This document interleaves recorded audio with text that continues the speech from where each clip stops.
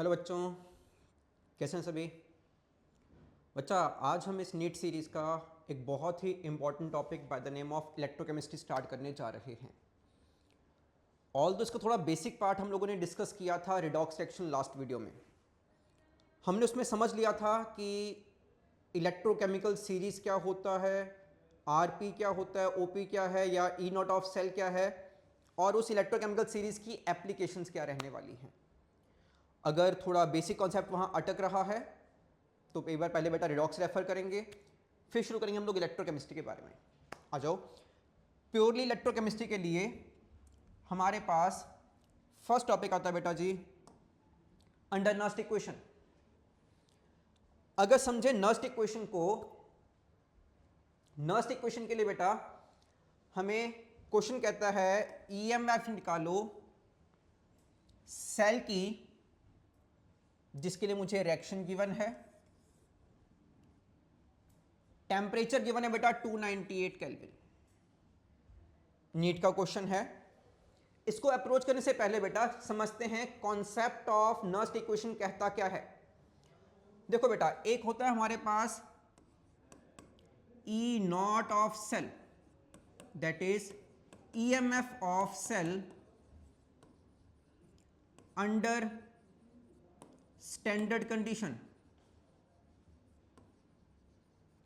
वो कंडीशन क्या होती है बेटा जी, एक तो हमें 1 मोलर कंसंट्रेशन चाहिए या 1 बार प्रेशर चाहिए बेटा, 298 केल्विन होना चाहिए टेम्परेचर। वो कंडीशन बनने वाली है हमारे पास स्टैंडर्ड कंडीशन। अगर कहीं हम ई ऑफ सेल की बात करें, ये भी बेटा हमारे पास ईएमएफ है, सेल की ही है, बट कंडीशन यहां स्टैंडर्ड नहीं होंगी। कंसंट्रेशन हमारे पास 1 मोलर या 1 बार प्रेशर नहीं रहने वाला। और दूसरी बात, हो सकता है टेम्परेचर 298 केल्विन ना हो। हालांकि अगर हम नीट की बात करते हैं, वो इस पार्ट को कंसीडर नहीं करते हैं, वो सिर्फ चेंज करते हैं बेटा कंसंट्रेशन में। आई मीन टू से, अगर हमारे पास प्रेशर की बात की जाए, वो 298 का ही आपको एग्जांपल दिया जाएगा, जैसा कि सामने भी है 298 केल्विन ही रखा है। अब सिर्फ चेंज क्या होने वाला बेटा, कंसंट्रेशन चेंज होने वाला है। इन शॉर्ट कहा जाए, नर्स्ट इक्वेशन क्या करने वाली है, हमें रिलेशन देने वाली है ई नॉट ऑफ सेल और E not of cell, E not of cell और ई ऑफ सेल में रिलेशन देने वाली है। नर्स्ट इक्वेशन कैसे रहेगा बेटा, E of cell will be equal to E not of cell minus R T upon N F log of P upon R. इसमें ध्यान देना बच्चा दो बातों का। सबसे पहला, जो ये लॉग लिखा गया है वो लिखा गया है ln। क्या मतलब बेटा ln का, नेचुरल लॉग है। दूसरी बात, r गैस कांस्टेंट है, t टेम्परेचर है, n यहां पर रहेगा नंबर ऑफ इलेक्ट्रॉन जो एक्सचेंज हो रहे हैं, लूज और गेन हो रहे हैं। f रहेगा बेटा हमारे पास फैराडेज कांस्टेंट,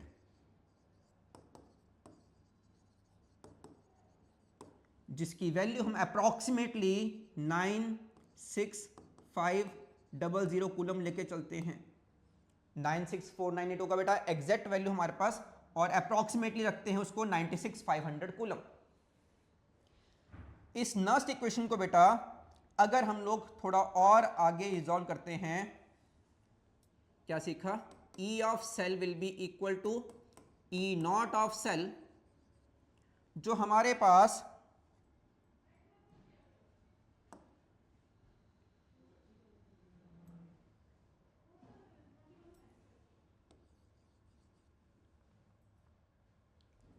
माइनस का R T upon N F log of P upon R था। मैं इस लॉग को कन्वर्ट कर रहा हूं बेस 10 में, बेस 10 में कैसे बेटा जी, E not of cell minus 2.303 R T upon N F log of P upon R. अब बच्चा जैसा कि मैंने कहा था टेम्परेचर को 298 ही लेके चल रही होंगी आपकी बुक्स। आर की वैल्यू बेटा पुट करेंगे, एफ हमने सीख लिया है कितना होने वाला है, सिर्फ चेंज क्या होने वाला है बेटा, एन की value as per equation. Different equation में नंबर ऑफ इलेक्ट्रॉन चेंज होते रहेंगे, तो सब वैल्यू यूज करने के बाद हमारे पास इक्वेशन क्या बनने वाली है, E not of cell minus 0.0591 upon N. N क्या है, number of electron, log of P upon R. देखो बच्चा हो सकता है आप लोगों को anode cathode reduced oxidised form करके दी गई हो इक्वेशन, बहुत इजी रहेगा इसको in terms of P and R follow कर लिया करो, प्रोडक्ट और रिएक्टेंट। तो इसका मतलब क्या है, जैसे ही मेरी इक्वेशन चेंज होगी एन की वैल्यू चेंज होने वाली है, ई नॉट चेंज होने वाला है, और कंसंट्रेशन जो हमें दे रखी है 1 मोलर से डिफरेंट वो चेंज होने वाली है। इन सब को यूज करके हम निकालने वाले हैं ई ऑफ सेल। ये नर्सरी क्वेश्चन का बेटा बेसिस है। जरा ट्राई करते हैं। हमें निकल की इक्वेशन दे रखी है Ag पॉजिटिव के साथ, nickel plus 2 of Ag positive 0.001 molar देने वाला है, निकल 2 पॉजिटिव अगेन 0.001 दे रखा है, और साथ में 2 ऑफ Ag। वापस आते हैं, Ag पॉजिटिव 0.001, निकल 2 पॉजिटिव 0.001। अब बच्चा हमारे पास सबसे पहले रिक्वायरमेंट है ई नॉट ऑफ सेल की। ई नॉट ऑफ सेल उसने खुद ही बता रखा है 1.05 वोल्ट। अगर नहीं गिवन होगा बेटा, रेफरेंस के लिए ई नॉट ऑफ सेल हम लोगों ने सीखा था E not of cathode minus E not of anode, but अभी हमें गिवन है 1.05 वोल्ट माइनस 0.0591 अपॉन एन की वैल्यू बेटा मैं 2 पुट कर रहा हूं। निकल जा रहा है 0 से प्लस के 2 में, इलेक्ट्रॉन 2 लूज किए बेटा इसने, और 2 into plus 1 that is total plus का 2 से जा रहा है 0, इसने 2 गेन किए हैं, 2 लूज किए बेटा और 2 गेन किए, दैट इज एन की वैल्यू कितनी आ रही है मेरे पास 2। नाउ लॉग ऑफ, ऊपर आएगा बेटा कंसंट्रेशन, कौन सी कंसंट्रेशन बेटा ऊपर हमारे पास निकल 2 पॉजिटिव की है बेटा जी, अपॉन Ag पॉजिटिव का हमारे पास आने वाला है स्क्वायर। स्क्वायर क्यों, ऑप्शन कितना बेटा 2। आइए पुट करते हैं वैल्यूज बेटा, 1.05 माइनस 0.0591 अपॉन 2 लॉग ऑफ निकल 2 पॉजिटिव बेटा कितना आ रहा है 0.001, नीचे 0.001 का स्क्वायर। इस तरह से हम लोगों ने गिवन वैल्यूज को पुट करना है नर्स्ट इक्वेशन में।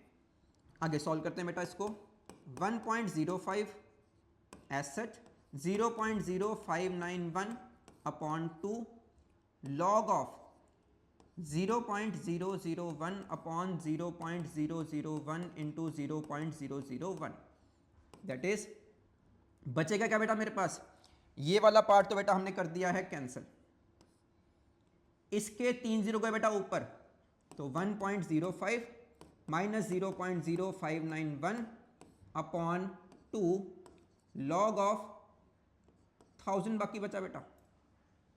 क्या मैं log 1000 को 10⁻³ लिख सकता हूं भाई, जिससे 3 आएगा आगे। फाइनली 1.05 माइनस 0.0591 अपॉन 2 इंटू, इसको जब मैंने सॉल्व किया बेटा पावर आगे आई है तो क्या बनेगा 3 log ऑफ 10। आइए सॉल्व करते हैं, 1.05 माइनस 0.0591 अपॉन 2 इंटू 3।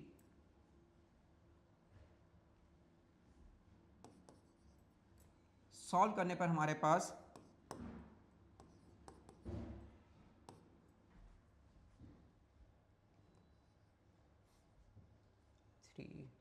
7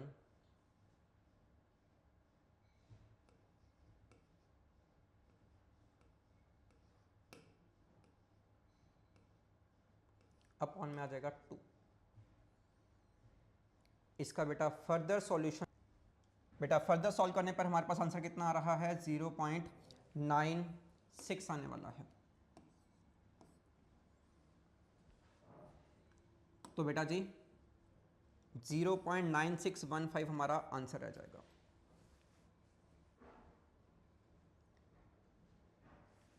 अगला पॉइंट बेटा जी, दोबारा बेटा नर्स्ट इक्वेशन का ही क्वेश्चन है। इस बार हमें कहा गया है रिडक्शन पोटेंशियल निकालिए हाइड्रोजन इलेक्ट्रोड के लिए जब पीएच कितनी आ रही है 1 आ रही है। ऐसे क्वेश्चन में बेटा हम लोग पहले लिखेंगे इक्वेशन। क्या बोलते हैं इक्वेशन हमें? हाइड्रोजन इलेक्ट्रोड के लिए इक्वेशन बनने वाली है 2 of H positive plus 2 electron. क्या देने वाला है मुझे? H2 देने वाला है। रिडक्शन पोटेंशियल, रिडक्शन होने वाली है यहां पर। इसके बाद हमारे पास अगर E ऑफ सेल दोबारा से याद किया जाए, क्या सीखा था हमने? E not of cell minus 0.0591 upon N log of, ऊपर आ रहा है बेटा P और नीचे आ रहा है हमारे पास R।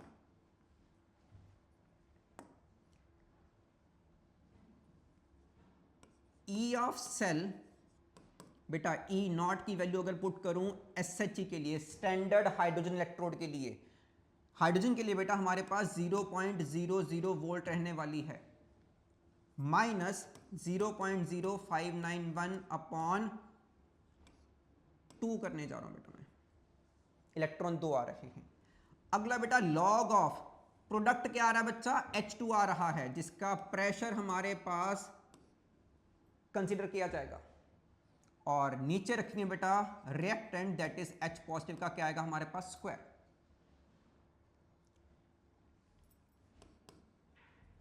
माइनस का 0.0591 अपॉन 2 एज सच। प्रेशर को बेटा मैं 1 करने जा रहा हूं, मुझे कोई इंफॉर्मेशन नहीं है H2 के प्रेशर के बारे में। और H पॉजिटिव, अब देखो बच्चा H पॉजिटिव पे जब मैं काम करूंगा मुझे pH गिवन है। pH कितनी हो जाएगी बेटा जी? 1। pH अगर 1 है तो negative log of H positive कितना होना चाहिए बेटा जी? 1। That is log of H positive equal to -1। H positive का वहां जाकर बन जाएगा बेटा -1 का एंटी लॉग, तो anti log of -1 will be equal to 10 raise to power -1। जब भी किसी होल नंबर का एंटी लॉग लेते हैं वो 10 की पावर बन जाता है। तो उसका जो pH दिया गया था बेटा मुझे वो हिंट देने वाला है कंसंट्रेशन ऑफ H पॉजिटिव कितनी रहेगी। सो 10 रेज़ टू पावर -1 का क्या कर दूंगा बच्चा? स्क्वायर कर दूंगा। अब बच्चा log of A upon B क्या बनता होता है हमारे पास? Negative log of B upon A। इस केस में E ऑफ सेल को मैं लिखने जा रहा हूं, E ऑफ सेल क्या बचेगा बेटा जी? 0.0591 upon 2 log of 10 raise to power -1 का स्क्वायर। मैंने बेटा इसको उल्टा कर दिया और ये साइन चेंज कर दिया। अगले स्टेप में क्या बनने वाला बेटा जी? 0.0591 upon 2 log of 10 raise to power -2।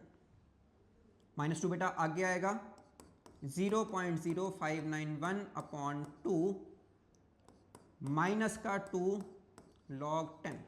Log 10 कितना होगा बेटा? 1 हो जाएगा।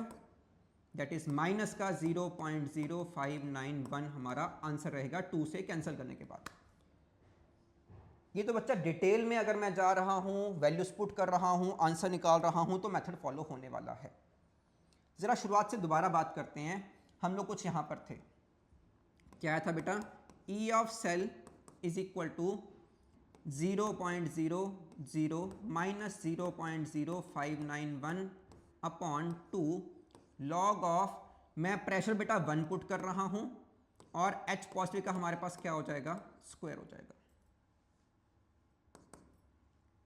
माइनस का 0.0591 अपॉन 2, ये जाएगा बेटा जी हमारे पास ऊपर, तो साइन प्लस का बन जाना चाहिए लॉग ऑफ H पॉजिटिव का स्क्वायर।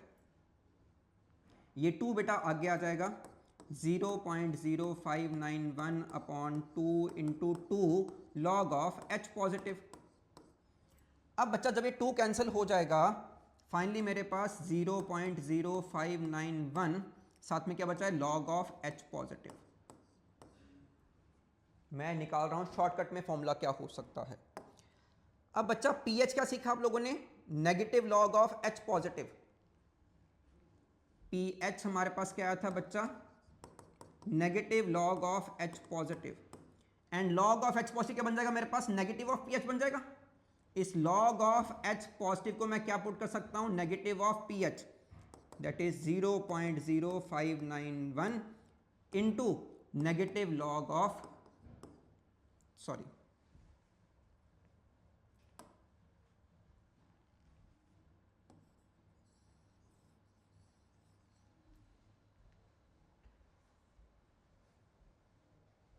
तो बेटा फाइनली क्या बन जाएगा हमारे पास, 0.0591। This log of H positive can be taken as negative of pH। समझ गए बेटा कैसे आया, log of H positive क्या बन जाएगा बेटा, negative of pH। Final expression negative 0.0591 into pH। तो इन शॉर्ट कहा जाए मेरे पास फॉर्मूला बन चुका है, अगर मैं लगा दूंगा माइनस 0.0591 इंटू pH, मेरे पास आंसर आ जाएगा। चेक करना बेटा, pH कितनी थी हमारे पास, 1 थी, सीधा यहां 1 पुट किया बेटा जी, आंसर क्या आएगा, माइनस का 0.0591, तो हमारा ये आंसर बन जाएगा। अगर मैंने कैलकुलेशन की थी बेटा तब भी आंसर कितना आया था, माइनस का 0.0591। तो इस बेसिस पर अगर आप चाहते हैं ये शॉर्टकट फॉलो करना, पीएच वाले क्वेश्चन के लिए H पॉजिटिव जब दिया गया है तो डायरेक्ट आंसर आ सकता है बेटा ये भी एप्लीकेशन ऑफ नस्ट इक्वेशन ही। एक और क्वेश्चन बेटा जी नस्ट इक्वेशन के बेसिस पर ही। देखो इस क्वेश्चन में हमें क्या कहा गया, सबसे पहला इक्वेशन दी गई है, सेल से इक्वेशन ड्रॉ कैसे करेंगे बेटा जी, पहले Mg कन्वर्ट हो रहा है Mg2 पॉजिटिव में बाय लॉस ऑफ 2 इलेक्ट्रॉन, और रिडक्शन वाले पार्ट में जिंक 2 पॉजिटिव बेटा जी हमारे पास रिड्यूस होने वाला है टू फॉर्म जिंक। जब इन दोनों को ऐड कर दिया जाएगा I am going to get Mg, बच्चा इलेक्ट्रॉन कैंसिल होंगे, प्लस जिंक 2 पॉजिटिव देने वाला है मुझे जिंक प्लस Mg2 पॉजिटिव। ये हमारी इक्वेशन है। इस पूरी इक्वेशन के लिए बेटा E नॉट की वैल्यू मुझे गिवन है 3.13। मुझे ग्राफ ड्रॉ करना है E ऑफ सेल, हम समझ चुके हैं E ऑफ सेल और E नॉट ऑफ सेल में डिफरेंस क्या है, और कंसंट्रेशन की रेशो का हमारे पास लॉग जो होगा उनमें ग्राफ ड्रॉ करना है। मुझे इक्वेशन मिल चुकी है बेटा जी। अब इसके बेसिस पर हमारे पास E ऑफ सेल क्या होगा बच्चा, that is E not of cell minus 0.591। तो बेटा जी ऊपर हमारे पास रहने वाला है Mg2 पॉजिटिव और साथ में जिंक, नीचे जिंक 2 पॉजिटिव और साथ में Mg। बट जब कभी भी हमारे पास सॉलिड स्टेट में रहेगा, Mg है जिंक है, कंसंट्रेशन इसकी एज्यूम की जाती है बेटा जी 1, तो उस बेसिस पर हमारा ये भी 1 हो जाएगा बेटा, और ये पार्ट भी क्या हो जाएगा, 1 हो जाएगा।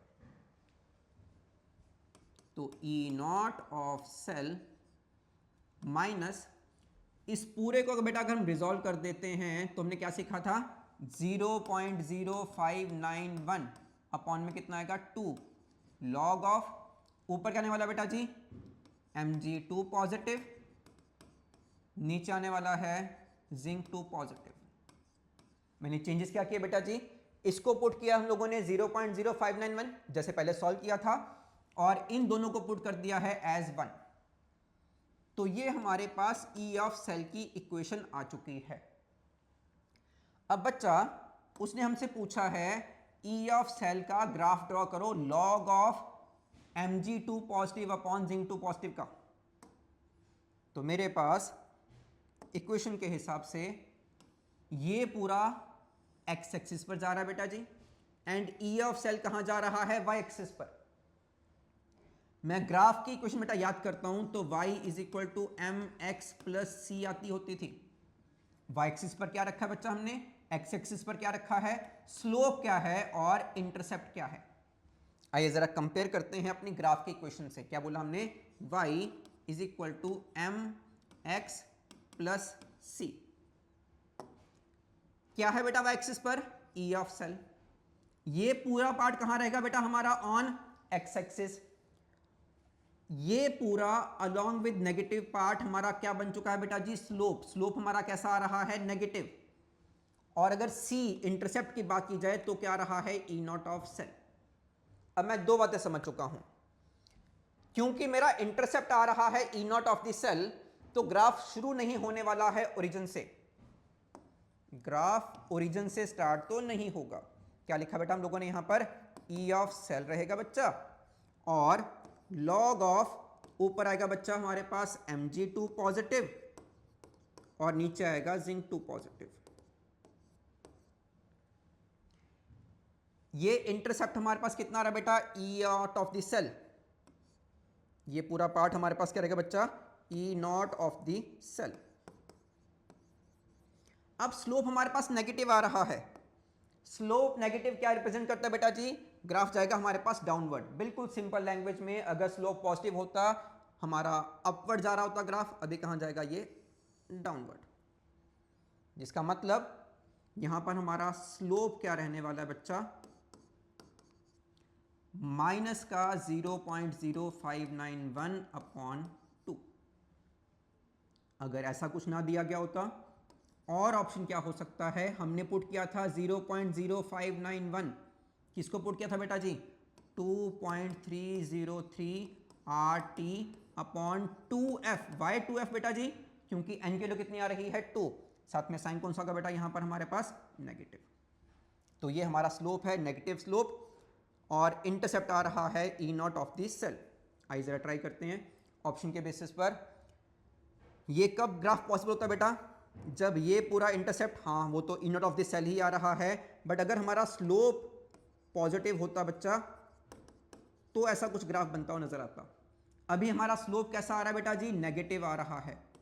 स्लोप नेगेटिव का मतलब क्या बेटा ग्राफ कहां जाएगा डाउनवर्ड जाएगा। तो ऑप्शन नंबर 2 मार्क करना चाहिए। ठीक बेटा जी हमने यहां पर एप्लीकेशन में एक डिफरेंट बात सीखी है ग्राफ में कैसे अप्लाई करना है नर्स्ट इक्वेशन को। अब बच्चा नेक्स्ट क्वेश्चन हमारा अगेन PYQ नर्स्ट इक्वेशन के बेसिस पर ही। सेल क्या गिवन है बेटा पहले वो आइडेंटिफाई करो। जिंक सल्फेट कॉपर सल्फेट और कॉपर। मुझे सबसे पहला काम बेटा करना ही यही है इक्वेशन ड्रॉ करके चेक करनी है। जिंक से कहां जा रहे हैं Zn2 पॉजिटिव। कैसे जिंक सल्फेट में हमारे पास क्या होगा बेटा Zn2 पॉजिटिव रहेगा बाय लॉस ऑफ 2 इलेक्ट्रॉन और कॉपर 2 पॉजिटिव इलेक्ट्रॉन 2 गेन करके कन्वर्ट हो रहा है बेटा इनटू कॉपर। ये हमारा ऑक्सीडेशन का पार्ट है और ये हमारा रिडक्शन का पार्ट है। कैंसलेशन के बाद बेटा जी हमारे पास जिंक प्लस कॉपर 2 पॉजिटिव देने वाला है कॉपर प्लस Zn2 पॉजिटिव। ये हमारा कॉपर सल्फेट का पार्ट है और ये हमारा जिंक सल्फेट का पार्ट है। अब बच्चा इक्वेशन तो हमने ड्रॉ कर ली है उसकी कंडीशन जरा चेक करते हैं। हमारे पास 0.01 रखा गया जिंक सल्फेट को और 1 मोलर, वो तो स्टैंडर्ड ही है बेटा, रखा गया कॉपर सल्फेट को। जब ये कंडीशन रखी गई बेटा जी तो हमारे पास E1 आ रहा है EMF। केस 2 में आकर हम लोगों ने कंसंट्रेशन को चेंज कर दिया, उल्टा कर दिया, जिंक सल्फेट कर दिया हम लोगों ने 1 मोलर, स्टैंडर्ड कर दिया बेटा उसको, और कॉपर सल्फेट को हमने चेंज कर दिया है 0.01 करके। पहले जिंक सल्फेट था 0.01, सेकंड केस में कॉपर सल्फेट कर दिया 0.01। ऐसा चेंज करने से हमारे पास क्या डिफरेंस आने वाला है E1 और E2 में, उसको हमने चेक करना बच्चा। आइए चेक करते हैं। पहला केस बेटा जी, पहले केस में हम जरा लिखते हैं E ऑफ सेल क्या रहेगा बच्चा, E not of the cell minus 0.0591 upon n। n कितना रहा बेटा जी 2। हमने कितने कैंसिल किए थे बेटा जी, इलेक्ट्रॉन 2 कैंसिल किए थे, तो n कितना रहा है 2। लॉग ऑफ, अभी सीखा बेटा जी, कॉपर हमारे पास 1, जिंक हमारे पास 1, ऊपर क्या रहेगा बेटा हमारे पास जिंक 2 पॉजिटिव, और नीचे हमारे पास क्या आने वाला है कॉपर 2 पॉजिटिव। दोनों कंडीशन के हिसाब से बेटा वैल्यू पुट करके देखते हैं क्या बनेगा। पहली condition, E of cell will be equal to E not of the cell minus 0.0591 upon 2 log of zinc 2 positive बेटा कितना आने वाला है 0.01 अपॉन में कॉपर 1। ये मुझे देने वाला है बेटा जी E1। E2 के लिए हम लोग उल्टा करेंगे, E of cell will be equal to E not of the cell minus 0.0591 upon 2 log of, इस बार जिंक 2 पॉजिटिव, जिंक 2 पॉजिटिव कितना होगा बेटा हमारे पास सेकंड केस में 1 मोलर, और कॉपर सल्फेट सेकंड केस में कितना रहेगा हमारे पास 0.01, तो ऊपर 1 नीचे 0.01। इसको मैं मार्क कर रहा हूं बेटा as E2।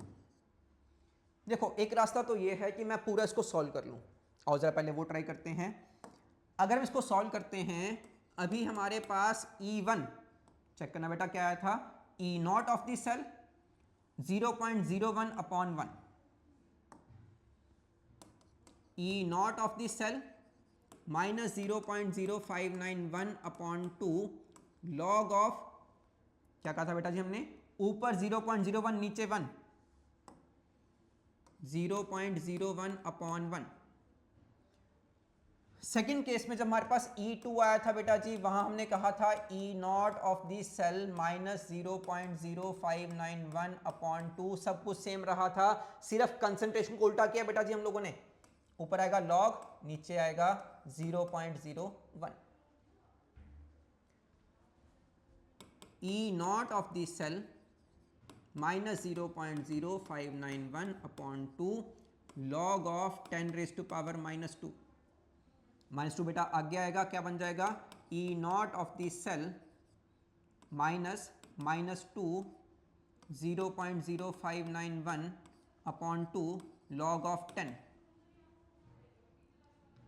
E of cell finally क्या बचेगा बेटा जी, प्लस 2 से बेटा 2 कैंसिल होगा, 0.0591 लॉग 10 कितना होगा बेटा 1, लॉग 10 1 कर दिया, 2 कैंसिल कर दिया, और ये बन गया प्लस का। ये आ चुका है मेरे पास फाइनली E1।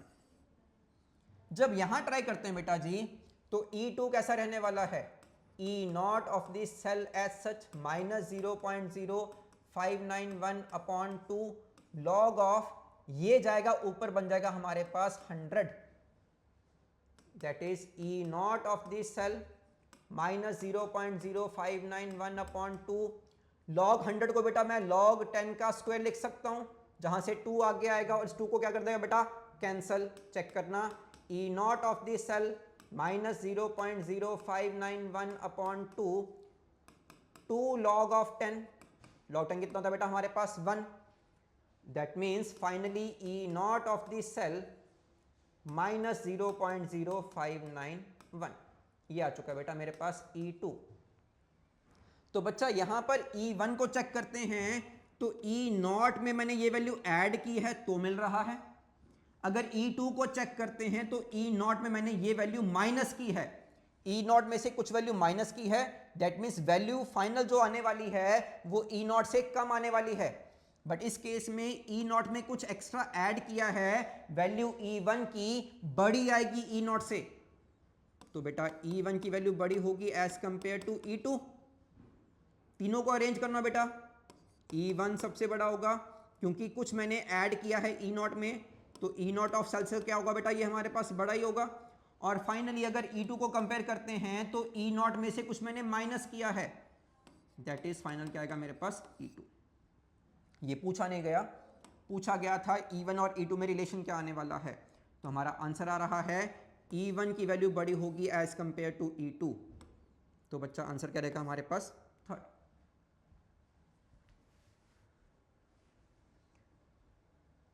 नेक्स्ट क्वेश्चन बेटा जी, again application of Nernst equation ही चलेगा। दो बातें बेटा इसमें डिस्कस की जाएंगी। सबसे पहले उसने कहा है standard Gibbs energy change, delta G की बात की है उसने। हमें दे रखा है स्टैंडर्ड सेल पोटेंशियल। स्टैंडर्ड का मतलब क्या होगा बेटा, उसने दिया मुझे E0। इस सेल के लिए मुझे E0 गिवन है, वैल्यू दे रखी है बेटा 0.32 वोल्ट। सेल से उसने खुद ही इक्वेशन भी आपको ड्रॉ करके दी है बेटा जी, और पूछा है गिब्स एनर्जी चेंज क्या रहेगा। समझो बेटा, डेल्टा जी हमारे पास क्राइटेरिया होता था चेक करने के लिए एक रिएक्शन स्पॉन्टेनियस है या नहीं है। याद कीजिए, थर्मो के बेसिस पर डेल्टा जी हमारे पास क्या था बेटा, -NFE ऑफ द सेल। या फिर अगर डेल्टा जी नॉट होगा, नॉट मीन्स कंडीशन कैसी आ रही है मेरे पास, स्टैंडर्ड। उसने स्टैंडर्ड की बात ही की है बेटा जी, उसने बात स्टैंडर्ड की ही की है। तो delta G nought will be equal to -NFE nought of the cell. अब बच्चा डेल्टा जी नॉट उसने हमसे पूछा है, E0 ऑफ सेल मुझे बेटा गिवन है, N क्या है नंबर ऑफ इलेक्ट्रॉन, और F हमारे पास वो भी दे रखा है भैया 96487 करके। समझो, अगर कहीं मेरे पास E0 ऑफ द सेल, हमने रिडॉक्स में सीखा था, अगर E0 ऑफ द सेल बेटा जी पॉजिटिव आ जाएगा, ये पॉजिटिव है, तो डेल्टा जी नॉट कैसा आने वाला है, पॉजिटिव इंटू नेगेटिव, नेगेटिव रहेगा बेटा जी। इस पूरे को मिला के बेटा हमारे पास रिएक्शन क्या रहेगा, स्पॉन्टेनियस। तो डेल्टा जी नेगेटिव हो या E0 of the cell positive हो, रिएक्शन कैसा रहेगा हमारे पास, स्पॉन्टेनियस। इसका उल्टा बेटा जी, अगर कहीं मेरे पास E0 of the cell negative आ रहा हो, रिडॉक्शन सिखाया था मुझे, रिएक्शन होने वाला है नॉन स्पॉन्टेनियस, तो बेटा डेल्टा जी कैसा रहेगा, अगर ये हमारा नेगेटिव हो गया तो negative into negative will be positive, delta G not कैसे आने वाला है, पॉजिटिव। रिएक्शन कैसा रहेगा हमारे पास, नॉन स्पॉन्टेनियस। आइए जरा क्वेश्चन पे वापस आते हैं। हमने समझा डेल्टा जी नॉट होने वाला है -NFE nought of the cell. अब बच्चा क्या वैल्यू है N की, +2 से गया बेटा 0 में, इलेक्ट्रॉन कितने गेन किए, 2। 0 से गया बेटा +2 में, इलेक्ट्रॉन कितने लूज किए, 2। तो N कितना होगा बेटा, यहां पर 2 रहेगा। F उसने हमें दे रखा है एग्जैक्ट रेशो में कितना, 96487, एग्जैक्ट वैल्यू दे रखी है उसकी। और E0 of the cell question के हिसाब से कितना बेटा, 0.32 वोल्ट। डेल्टा जी नॉट सब मल्टीप्लाई करके सॉल्व करने पे कितना आने वाला बेटा जी हमारे पास, -का 61752 जूल में आएगा बेटा जी। और किलो जूल में कन्वर्ट करने पर आंसर रहने वाला है -61.75 किलो जूल। तो सिंपल एक फॉर्मूला डेल्टा जी वाला यूज करके हम निकाल सकते हैं ई नॉट ऑफ द सेल से डेल्टा जी। ठीक बेटा जी। अगला क्वेश्चन अगेन वही एप्लीकेशन, इक्विलिब्रियम कांस्टेंट के लिए इस बार। ई नॉट ऑफ द सेल मुझे गिवन है, निकालना है इक्विलिब्रियम कांस्टेंट दैट इज के। देखो बेटा क्वेश्चन कहां खेलेगा, 3 पॉइंट में, डेल्टा जी, ई और के, इनके बीच में। कैसे? सबसे पहली बात हमने क्या सीखी थी बेटा, मैं क्वेश्चन पे आता हूं बट बिफोर दैट, क्या E of cell equal to E not of the cell minus 0.0591 upon N log of P upon R सीख चुके हैं बेटा हम लोग, जिसके हिसाब से अगर इक्विलिब्रियम की स्टेज आ जाए, इक्विलिब्रियम पर बेटा जी पी अपॉन आर की रेशो को मैं के मार्क कर सकता हूं। के क्या है बेटा हमारे पास, इक्विलिब्रियम कांस्टेंट। और जब भी इक्विलिब्रियम अटेन होगा वहां पर ई ऑफ द सेल क्या होती है बेटा जी, 0। Reaction forward, reaction backward equal extent में हो रहा है, इस कारण से ई ऑफ सेल को हम पुट करने जा रहे हैं बेटा जी 0। क्या क्या कहा बेटा जी, ई ऑफ सेल हमारे पास क्या हो चुका है, 0 हो चुका है। E not of cell minus 0.0591 upon N log of P upon R क्या बन चुका होगा बेटा हमारे पास, के क्या है, इक्विलिब्रियम कांस्टेंट। ये इक्वेशन कहां पर वैलिड है, जब मेरे पास इक्विलिब्रियम अटेन हो चुका होगा, तब ये इक्वेशन काम करने वाली है। थोड़ा और सिंप्लीफाई करते हैं बेटा, जाके बन जाएगी वहां प्लस की, तो इक्वेशन फाइनल क्या बनेगी, E not of the cell 0.0591 upon N log of K. ठीक जी, ये बेटा फाइनल इक्वेशन आई है लॉग के हिसाब से। इसको यूज करके निकालना बेटा हम लोगों ने के। उसने पूछा है इक्विलिब्रियम कांस्टेंट। क्या गिवन है मुझे बेटा, E not of the cell given है, N that is number of electrons ने शुरुआत में ही कहा एक सेल है जिसमें कितने इलेक्ट्रॉन आ रहे हैं, सिर्फ एक इलेक्ट्रॉन आ रहा है। उसने एन की हिंट दी है मुझे, ई नॉट ऑफ सेल के बारे में बताया है, और निकालना है मुझे इक्विलिब्रियम कांस्टेंट। आइए जरा पुट करते हैं।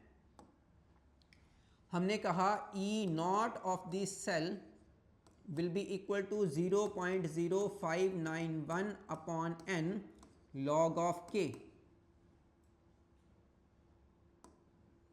E naught of cell 0.0591 upon n log of k।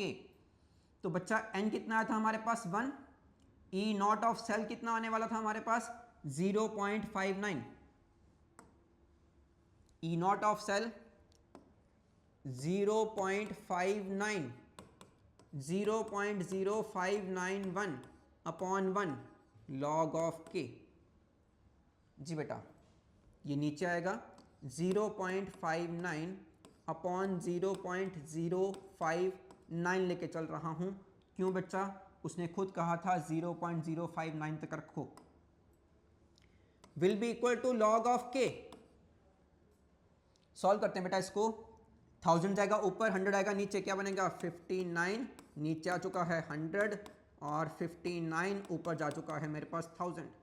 कितना आ चुका है, लॉग ऑफ के। तो 10 will be equal to log of K लिख दें बेटा। और अभी समझ के आए थे हम लोग कि जब कभी भी हमारा एंटी लॉग का पार्ट आएगा किसी भी होल नंबर का, K will be anti log of 10। K will be 10 raise to power 10 बन जाएगा। होल नंबर का एंटी लॉग लेना है, उसको 10 की पावर बना दो, कितना आएगा 10 रेज टू पावर 10। जरा चेक करते हैं बेटा, 1 इंटू 10 रेज टू पावर 10।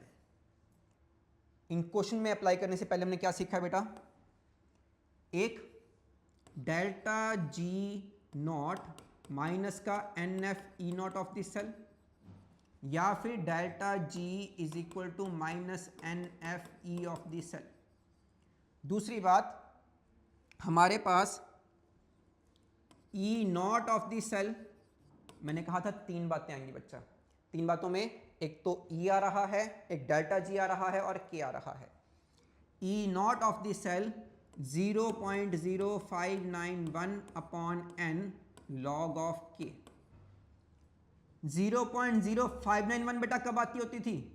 जब हम लिखते थे 2.303 RT upon NF log of k। जब मैं इस पूरे को पुट करने जा रहा हूं, 0.0591, तो मेरे पास ये क्वेश्चन बन जाएगी। अब जरा समझिए, हमारे पास E नॉट ऑफ सेल क्या आ चुका है बेटा? ये पूरा पार्ट आ चुका है। यहां से E नॉट ऑफ सेल कितना आएगा?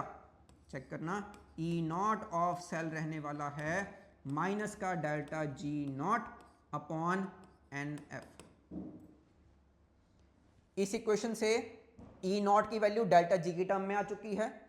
इस इक्वेशन से E नॉट की value in terms of K आ चुकी है। इक्वेट करते हैं बेटा, ये भी E नॉट, ये भी E नॉट, क्या बचेगा? 2.303 RT अपॉन NF, यहां से बेटा log of K will be equal to, हाँ जी, माइनस का delta G nought upon NF। NF का पार्ट बेटा हमारा कैंसिल होगा। डेल्टा G नॉट क्या बचने वाला है? माइनस का 2.303 RT log ऑफ K। अगर बेटा याद रखना है तो एक्सप्रेशन नंबर 1, एक्सप्रेशन नंबर 2 और एक्सप्रेशन नंबर 3, डेल्टा G और E के लिए, E और K के लिए, डेल्टा G और K के लिए, ये तीन बेटा हमारे पास एक्सप्रेशन आने वाले हैं। इसको मैं मॉडिफाई करूं बच्चा, क्या मैं लिख सकता हूं माइनस का RT साथ में log ऑफ K। क्यों बेटा? क्योंकि 2.303 कब आता है हमारे पास? जब कन्वर्ट करते हैं नेचुरल लॉग को इनटू बेस 10। LOG बेस 10 वाला, ln बेस E वाला, जब कन्वर्ट करते हैं इसको into LOG that is base 10 में, तो हमारे साथ में क्या आता है? 2.303 आता होता है। तो बच्चा दो क्वेश्चन के बेसिस पर हम लोगों ने डेल्टा G, K और E नॉट सबको आपस में जोड़ना कैसे है, रिलेशन तीनों का आपस में क्या रहा है, वो सीखा बेटा। नर्स्ट इक्वेशन अप्लाई करके हम लोगों ने सेम एलिमेंट के लिए दिए गए E नॉट को रिलेट कैसे करना है वो सीखा बेटा। स्टेट्स हमारे पास डिफरेंट आ रही है बच्चा। इन तीनों केसेस में, एक में CR +3 है, +2 है, +2 है और 0 स्टेट है। इनको यूज करके थर्ड का कैसे निकालना है? एलिमेंट सेम है, स्टेट्स हमारे पास डिफरेंट आ रही हैं। पहले जरा इक्वेशन ड्रॉ करते हैं बेटा जी। इसके लिए क्या मैं लिख सकता हूं? CR +3 प्लस इलेक्ट्रॉन क्या देने वाला है? CR +2 देने वाला है। दूसरी बात, CR +2 इलेक्ट्रॉन कर दूंगा तो मुझे क्या मिलेगा? CR मिलेगा। और जो पूछा गया है उसमें कहा गया है CR +3 इलेक्ट्रॉन क्या देने वाला है मुझे? CR। ये तीन बेटा इक्वेशन है मेरे पास। और पहले वाले की E नॉट मुझे दे रखी है बेटा जी माइनस की 0.424 वोल्ट। अगले वाले की E नॉट दे रखी है मुझे माइनस की 0.900 वोल्ट। लास्ट वाले की E नॉट हम लोगों से पूछी गई है। ये हमारा क्वेश्चन है। अब बच्चा अगर मैं ध्यान से ऑब्जर्व करूं तो मेरी इक्वेशन नंबर 1, इक्वेशन नंबर 2 को यूज करके इक्वेशन नंबर 3 कैसे डिराइव हो सकेगी? CR +3 चाहिए बेटा मुझे, लेफ्ट में ही चाहिए। CR हाँ चाहिए, कहाँ चाहिए? राइट में ही चाहिए। इसका मतलब अगर मैं दोनों को आपस में ऐड ही कर दूं, ऐड करने से क्या होगा? +2 कैंसिल, इलेक्ट्रॉन 1 और 2 मिला के कितने हो गए? 3। ये लेफ्ट में ही आ जाएगा और ये राइट में ही आ जाएगा। दैट मीन्स हमारे इक्वेशन नंबर 3 को ऑब्टेन करने के लिए इक्वेशन नंबर 1 और इक्वेशन नंबर 2 को मुझे ऐड कर देना चाहिए। दोनों को ऐड करने से मुझे इक्वेशन नंबर 3 मिल जाएगी। बट ये गलती मत कीजिएगा बेटा जी कि E नॉट 3 वाला E नॉट 1 और E नॉट 2 का सम हो जाएगा। कतई नहीं होगा दोस्त। क्यों नहीं होने वाला? बिकॉज E नॉट हमारे पास क्या होती है बेटा? एक इंटेंसिव प्रॉपर्टी होती है। याद कीजिए, थर्मो को इंटेंसिव प्रॉपर्टी कहा जाता था जो डिपेंड करता है नेचर पर। तो ये डिपेंड किस पे करता है बेटा, नेचर पर। एक्सटेंसिव प्रॉपर्टीज आपस में एडिटिव होती हैं, इंटेंसिव नहीं होती हैं। डेंसिटी एक इंटेंसिव प्रॉपर्टी है, ई नॉट एक इंटेंसिव प्रॉपर्टी है, ये एडिटिव नहीं होती हैं। कौन सी होती हैं एडिटिव? Extensive properties. वो कौन सी होती हैं जो डिपेंड किस पे करती हैं, अमाउंट पे। तो बेटा ध्यान रखना, ई नॉट एक इंटेंसिव प्रॉपर्टी है और ई की वैल्यू हमारे पास एक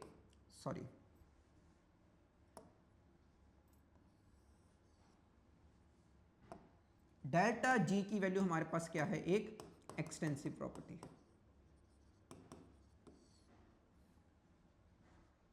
इसका मतलब अगर मुझे इन इक्वेशंस को ऐड करना पड़ रहा है तो मुझे डेल्टा जी का सहारा लेना चाहिए इंस्टेड ऑफ ई नॉट।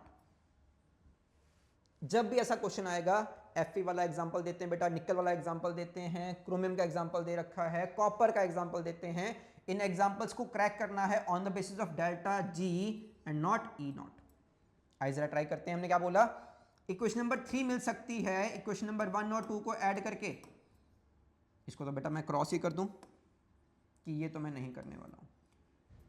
3 का डेल्टा जी, क्या बोल रहा हूं मैं, delta G 3 will be equal to delta G 1 plus delta G 2। ये नहीं लिख पा रहा हूं, ये लिख पा रहा हूं, रीजन आपके सामने बेटा क्लियर है। अब डेल्टा जी का मैंने एक्सप्रेशन सीखा था बेटा, अभी डेल्टा जी क्या सीखा था, delta G nought will be minus N F E not of the cell. तो डेल्टा जी 3 को in terms of E nought, delta G 1 को और डेल्टा जी 2 को in terms of E nought try करने वाला हूं। आइए जरा देखते हैं। हमने कहा delta G 3 will be equal to delta G 1 plus delta G 2 रहेगा। हमारे पास फर्स्ट इक्वेशन के लिए n कितना आ रहा है बेटा जी, 1, सेकंड के लिए 2 और थर्ड के लिए 3। थर्ड इक्वेशन के लिए minus N 3 F E not of 3 minus N 1 F E not of 1। 2 के लिए minus N F E not of 2। Next step में बेटा जी क्या सीखा था अभी हम लोगों ने, कि अगर मेरे पास 1 है इक्वेशन तो उसमें 1 ही, अगले में 2, अगले में 3। चलो बढ़िया है, इजी हो गया हमारे लिए। Minus 3 F E nought 3 is equal to minus 1 F E nought 1 minus 2 F E nought 2। बेटा माइनस माइनस माइनस मैं कैंसिल कर रहा हूं, एफ एफ एफ मैं कैंसिल कर रहा हूं, क्या बचा हमारे पास, 3 times of E nought 3 will be equal to minus और एफ कैंसिल हुआ था, क्या बचा बेटा, सिर्फ ई नॉट 1 प्लस, क्योंकि माइनस बेटा कैंसिल हो चुका है, एफ भी जा चुका है, 2 times of E nought 2।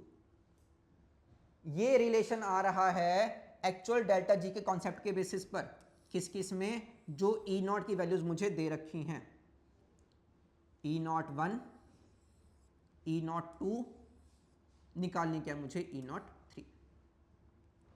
Minus का 0.424 किसके लिए बेटा, मेरे पास 1 की, माइनस का 0.424 और 2 दे रखा है माइनस का 0.900 volt.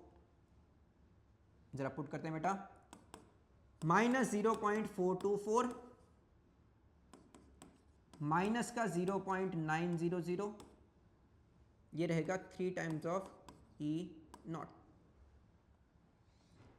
3 times E nought 3 will be equal to, हाँ जी बेटा, माइनस का 0.424, इसका ट्वाइस किया माइनस का 1.8 आ जाएगा। ऐड करते हैं बेटा जी, माइनस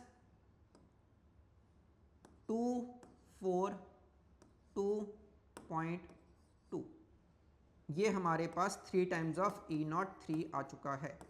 ई नॉट 3 बेटा क्या रहेगा हमारे पास, माइनस का 2.224 अपॉन में कितना आएगा बेटा, 3, माइनस का 0.741। ये बेटा जी हमारे पास आंसर आ रहा है सॉल्व करके, कितना आ रहा है माइनस का 0.74। चेक करना बेटा जी। सिर्फ समझने वाला पार्ट क्या था, क्रंच पार्ट क्या था इसमें, ध्यान रखिएगा कभी भी इक्वेशन का रिलेशन निकालने के बाद उस पर सीधा ई नॉट अप्लाई मत कीजिएगा, वाया डेल्टा जी जाइएगा because of its extensive nature. Done बच्चा। ये सारा जो हमने डिस्कस किया है अभी तक वो पार्ट था नर्स्ड इक्वेशन की एप्लीकेशंस के अंडर, मतलब ई डेल्टा जी के different type of E not निकालने के लिए। हाँ जी बेटा, अगला क्वेश्चन हम डिस्कस करने जा रहे हैं।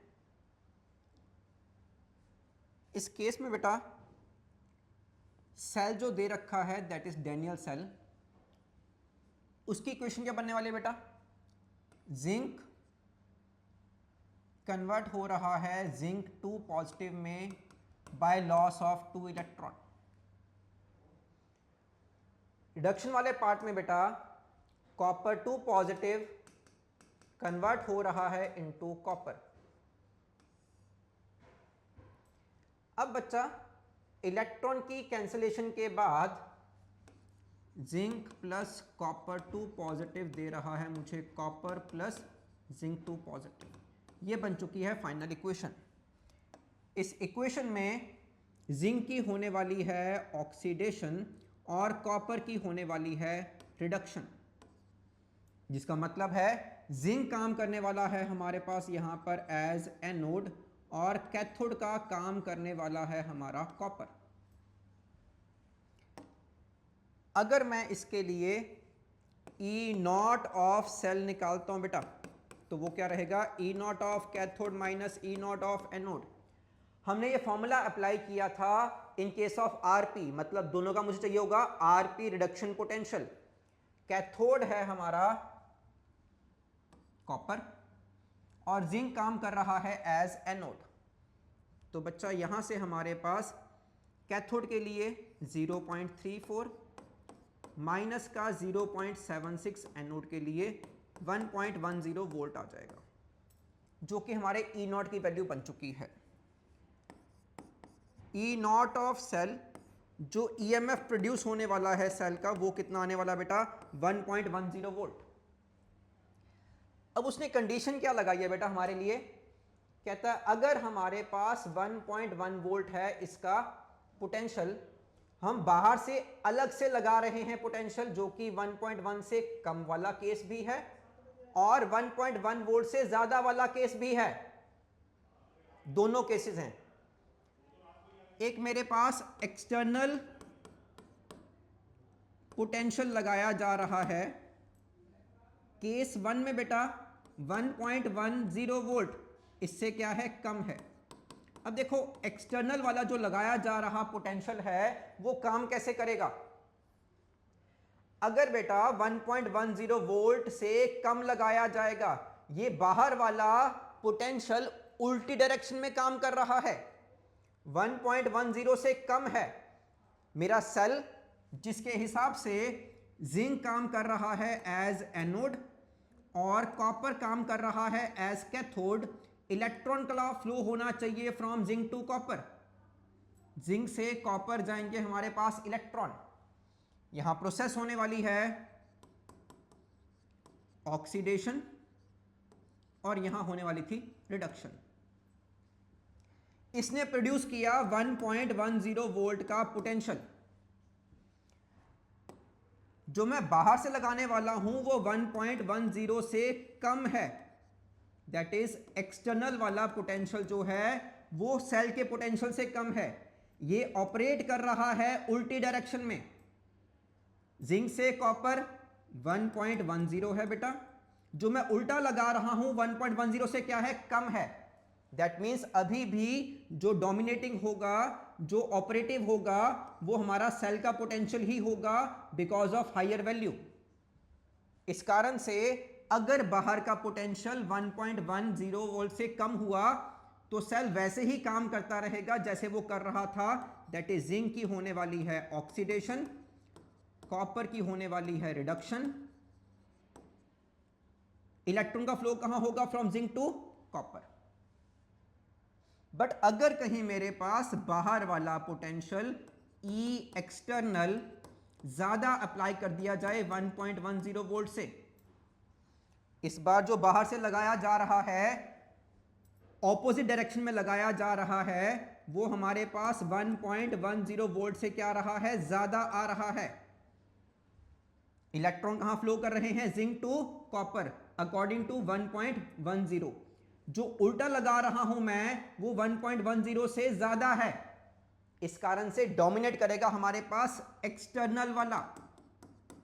जब ये डोमिनेट करेगा, ये ज्यादा हो जाएगा, तो इलेक्ट्रॉन का फ्लो भी उल्टा हो जाएगा। दैट मींस इस बार इलेक्ट्रॉन फ्लो करने वाले हैं फ्रॉम कॉपर टू जिंक, जिसका मतलब कॉपर की होने वाली है हमारे पास ऑक्सीडेशन और जिंक की होने वाली है रिडक्शन। इसमें समझने की बात क्या है बेटा जी, अगर हमारे पास बाहर का पोटेंशियल इक्वल हो या कम हो as compare to cell potential, तो सेल नॉर्मली काम करता रहेगा, जो डायरेक्शन होनी चाहिए एज पर इलेक्ट्रोकेमिकल सेल वो चलती रहेगी। बट अगर कहीं बाहर का पोटेंशियल ज्यादा हो जाए तो डायरेक्शन उल्टी हो जाएगी। दैट मींस कॉपर की होनी चाहिए थी रिडक्शन, अब क्या हो रही है, ऑक्सीडेशन, जो पॉसिबल नहीं होना चाहिए था। बट क्यों पॉसिबल हो रहा है, क्योंकि मैंने बाहर से लगा दिया है हायर वोल्टेज, इस कारण से इलेक्ट्रॉन का फ्लो भी उल्टा हो गया। इसको हम बोलते हैं बेटा, बन चुका है इलेक्ट्रोलिटिक सेल, जिसके लिए हम कहते हैं ऐसा सेल जो स्पॉन्टेनियस नहीं है, उसको जबरदस्ती स्पॉन्टेनियस किया जा रहा है by passing high voltage current. Higher voltage लगा दी है, ज्यादा करंट पास कर दिया है, डायरेक्शन उल्टी हो चुकी है, नॉन स्पॉन्टेनियस डायरेक्शन में भी प्रोसीड कर रहा है, क्या बन जाता है बेटा हमारे पास, वो इलेक्ट्रोलिटिक सेल। तो इसमें दो बातें सीखने की थी बेटा, अगर बाहर से पोटेंशियल कम लगाया है डायरेक्शन विल रिमेन सेम, अगर ज्यादा लगा दिया पोटेंशियल डायरेक्शन उल्टी हो जाएगी, और वो कैटेगरी कौन सी आएगी बेटा जी हमारे पास, इलेक्ट्रोलिटिक सेल की आने वाली है। वापस आते क्वेश्चन पे, अगर मेरे पास कम लगाया गया, कहां जा रहा है, from zinc to copper, from zinc to copper, और अगर कहीं हमने ज्यादा लगा दिया डायरेक्शन उल्टी हो जाएगी from copper two zinc, from copper two zinc, तो इलेक्ट्रॉन का फ्लो बेटा उल्टा हो चुका है ऑन अप्लाइंग हायर वोल्टेज। ठीक जी, तो बच्चा ये सारे पॉइंट थे सीखने वाले, समझने वाले इलेक्ट्रोकेमिकल सेल नर्स्ट इक्वेशन के बारे में। अब हमारे पास कॉन्सेप्ट नंबर 2 आता है बेटा,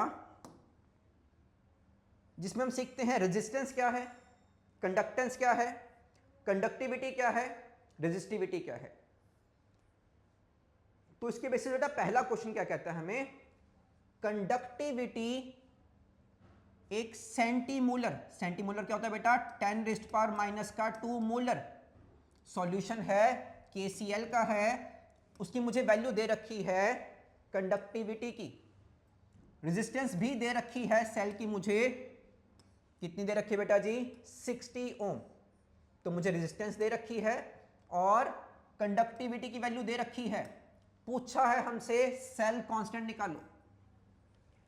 पहले समझते हैं बेटा इनका रिलेशन होता क्या है।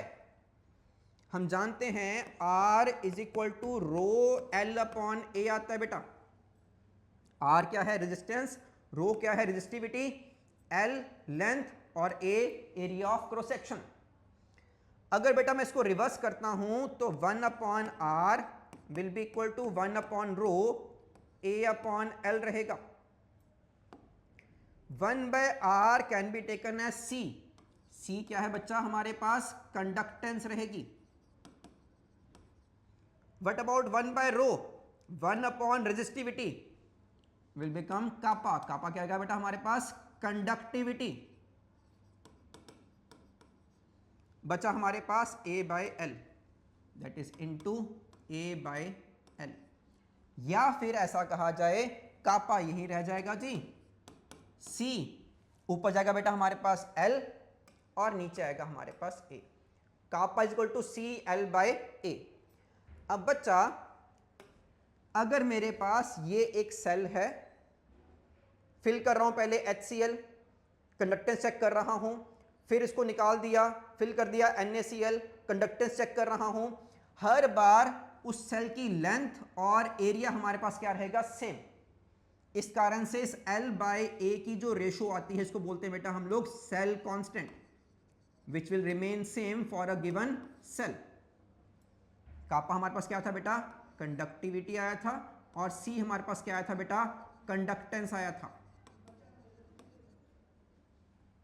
सो कापा इज इक्वल टू CL/A। कापा बेटा मेरे को दे रखा है, कंडक्टिविटी मेरे को दे रखी है कितनी, 0.0210।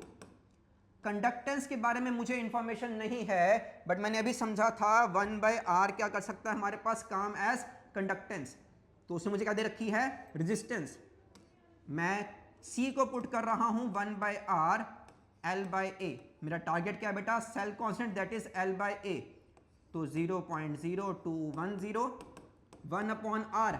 R क्या बेटा जी हमारे पास, रेजिस्टेंस कितनी आ रही है वो, 60 L/A। L/A हमारे पास क्या होगा बेटा जी, सेल कांस्टेंट। तो बेटा एंड में L/A that is cell constant क्या आने वाला है, 0.0210 इंटू 60, दैट इज 21/1000 इंटू 60। तो बेटा L/A क्या बचा हमारे पास,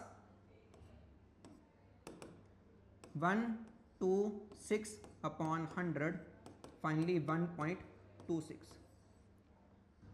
इस पूरे क्वेश्चन में बेटा जी ध्यान देने वाला पॉइंट हमारे पास क्या था, एक ये वाला फॉर्मूला बच्चा, और डेरिवेशन के बाद ये वाला फॉर्मूला, जिसमें हमने रेजिस्टेंस रेजिस्टिविटी से, कंडक्टेंस कंडक्टिविटी से रिलेट किया था। ठीक जी, इसके बेसिस पर ही नेक्स्ट क्वेश्चन में हम लोगों ने बात की है मैक्सिमम मोलर कंडक्टेंस किस सॉल्यूशन की होगी। डिफरेंस क्या बेटा, देखो चेक करो, NaCl NaCl NaCl और NaCl। हर बार हमारे पास सॉल्यूशन तो क्या है, सेम है, किसका है वो, NaCl का। चेंज क्या होने वाला है, 2 नॉर्मल, 0.1 नॉर्मल, 0.05 और 1 नॉर्मल। इसमें डिफरेंस है हमारे पास बेटा जी कंसंट्रेशन का। कंडक्टेंस और कंसंट्रेशन में क्या रिलेशन आने वाला है, पहले मुझे वो समझना है। सुनिए ध्यान से, इस कॉन्सेप्ट में बेटा हमारे पास दो टाइप के सॉल्यूशन आते हैं, एक स्ट्रॉन्ग वाला और एक वीक वाला। स्ट्रॉन्ग वाला पहले ही हमारे पास क्या होता है, 100% डिसोसिएट कर चुका होता है। वीक वाला हमारे पास आ रहा है फीबली डिसोसिएटेड। अब जब मैं डाइल्यूशन करने जाऊंगा, डाइल्यूशन करने पर इफेक्ट सबसे पहला क्या होगा, स्ट्रॉन्ग वाले पर। जितने आयंस बन सकते थे बन चुके हैं। डाइल्यूशन करने पर उन आयंस में डिस्टेंस होने वाला है इंक्रीज। आयंस का डिस्टेंस इंक्रीज करेगा, जिससे उनकी बीच की अट्रैक्शन हमारे पास डिक्रीज करेगी। अट्रैक्शन कम होगी तो इजीली मूव कर सकते हैं, that is movement of ions ज्यादा होने वाली है, जिससे कंडक्टेंस भी हमारे पास ज्यादा हो जाएगी। But on the other hand अगर हम बात करते हैं वीक वाले की, वीक वाले में डिसोसिएशन काफी कम है। जब कभी भी हम डाइल्यूशन करते हैं, alpha is equal to √KA/C आता है बेटा। कंसंट्रेशन अगर मेरे पास कम होगी, डाइल्यूशन मतलब वाटर ऐड कर रहे हैं, सॉल्वेंट ऐड कर रहे हैं, कंसंट्रेशन डिक्रीज हो रही है, अल्फा हमारे पास क्या हो रहा है, इंक्रीज। तो ध्यान रखना, जब कभी भी डाइल्यूशन की जाएगी तो हमारे पास कंसंट्रेशन डिक्रीज कर रही होगी और डिसोसिएशन हमारे पास इंक्रीज कर रही होगी। अल्फा इंक्रीज करेगा, जिससे नंबर ऑफ आयंस हमारे पास क्या करेंगे, इंक्रीज करेंगे। जितने आयंस ज्यादा होंगे कंडक्टेंस हमारे पास क्या होगी, ज्यादा। तो बच्चा अभी हमारा जो एग्जाम्पल था उस पर वापस आते हैं, NaCl का, जो कि हमारे पास किसका एग्जाम्पल है बेटा, स्ट्रॉन्ग इलेक्ट्रोलाइट का एग्जाम्पल है। अगर हमारे पास ये स्ट्रॉन्ग इलेक्ट्रोलाइट है, इसमें मैं करने जा रहा हूं डाइल्यूशन, डाइल्यूशन से आयंस का डिस्टेंस इंक्रीज कर रहा है और कंडक्टेंस भी हमारे पास इंक्रीज कर जाएगी। तो मैंने ये सीखा, जो भी कंडक्टेंस होगी वो इनवर्सली किसकी होगी बेटा जी, कंसंट्रेशन के। कंसंट्रेशन ज्यादा आ रही है, कंडक्टेंस हमारे पास क्या होगी, कम। सबसे कम कंसंट्रेशन वाला सबसे डाइल्यूट सॉल्यूशन, इस केस में कंसंट्रेशन मिनिमम आ रही है, इस कारण से कंडक्टेंस मैक्सिमम हो जाएगी बेटा। उसने पूछा सबसे ज्यादा कहां पर होने वाली है कंडक्टेंस, तो बच्चा आंसर हमारा क्या रहेगा, थर्ड।